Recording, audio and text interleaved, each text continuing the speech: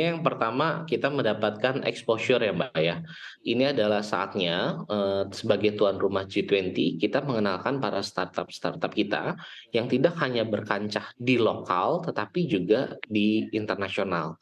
Ya kita juga, mempunyai startup lokal kita transportasi yang sudah merambah negara tetangga, kita mempunyai startup travel yang sudah merambah negara tetangga gitu ya.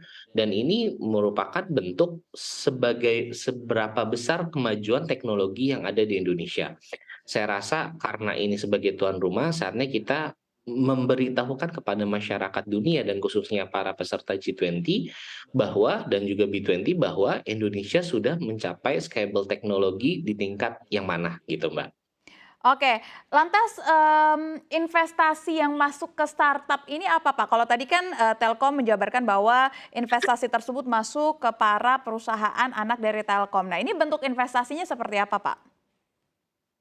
Ya, saya rasa bentuk investasinya, bermacam-macam ya, karena kan kalau Telkom sendiri dia mempunyai, investment yang di bawahnya dari Telkom sendiri kalau nggak salah nanti itu ada MDI.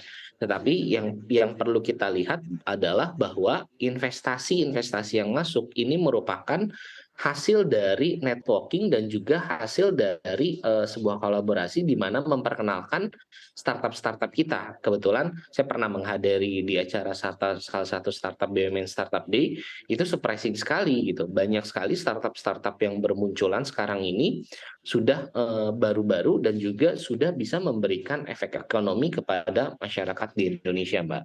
Oke, baik, menarik, Pak Bima. Saya ingin lanjutkan diskusi ke Pak Denis yang juga baru bergabung. Selamat siang, Pak Denis. Selamat siang, apa kabar? Salam sehat. Salam sehat, terima kasih banyak Pak Denis. Ini tadi kami juga menanyakan hal serupa dengan Pak Bima. Apa sih Pak sebenarnya berkah yang didapatkan oleh startup dalam negeri dengan adanya B20 ini, Pak? Ini sangat menarik ya, apa apa yang didapatkan dari kehadiran B20 di Indonesia ya. Tentunya exposure ya. Ini kami sangat excited ya dengan adanya B20, G20 dan B20 di-host di Indonesia. Ya tentu akan membawa exposure seluruh, ya apa, mancanegara ya, global terhadap Indonesia, gitu. Dan of course startup-startup ini akan mulai, bisa dapat exposure ke para pemimpin-pemimpin ya, tidak hanya dari pemerintahan, namun juga dari pengusaha-pengusaha besar, kan seperti itu ya. Banyak sekali, perwakilan-perwakilan dari para startup ini yang hadir pada B20. Jadi ini, acara dan yang sangat luar biasa dan, apa, sangat membantu ya dalam membangun digital ecosystem yang ada di Indonesia. Tapi sebenarnya ada nggak sih Pak berkah tidak langsung, misalkan bentuknya itu seperti edukasi atau pendampingan dari startup itu sendiri untuk meningkatkan bisnis? That's a very good question ya, berkat tidak langsungnya ya. Berkat tidak langsungnya tentu, education kan gini, B20 kan dihadiri tidak hanya, oleh apa namanya, startup-startup yang ada di Indonesia, namun yang ada di luar juga. Jadi there's an exchange of information, ya kan. There's an exchange of information sehingga apa, sehingga ya, para pemimpin startup sini bisa saling tukar pikiran Mhm. gitu.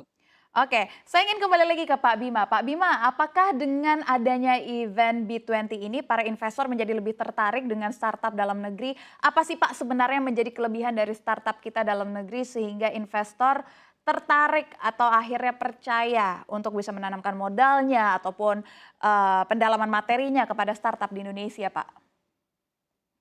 Ya, tentunya mereka bisa melihat, seberapa besar market kita ya, Mbak, ya. Jadi kalau misalnya market Indonesia sendiri secara tuan rumah B20 sudah bisa diceritakan, dia mengetahui gitu ya, tentunya ini akan berefek, oh kalau gitu mereka memutuskan untuk investasi di Indonesia. Pertanyaan selanjutnya kan investasinya di mana? Dengan kemunculan teknologi yang sekarang menjadi problem solving gitu ya, dari permasalahan-permasalahan, saya rasa itu bisa menjadi sebuah momentum dan sebuah celah untuk investor itu masuk ke dalam market Indonesia melalui startup-startup ini, Mbak, gitu. Oke, tapi ini juga menarik Pak, kalau misalkan melihat market kita yang luas ya Pak Bima. Tetapi belakangan ini kita tahu Pak, kita diramaikan dengan isu PHK yang gak hanya datang dari industri, tetapi juga dari startup digital. Katakanlah yang belakangan baru mengabarkan akan melakukan PHK adalah Goto. Apakah ini masih menjadi daya pikat Pak? Dan pun kalaupun investor mau masuk ke dalam startup dalam negeri, apa selain pasar kita yang baik, apalagi Pak yang dilihat oleh investor, Pak? Ya tentunya tingkat pertumbuhan ya, Mbak. Pasar itu kan juga melihat dari tingkat pertumbuhannya. Seberapa besar sebenarnya startup itu bisa mencapai tingkat pertumbuhan yang memang dilihat secara pasarnya masih besar.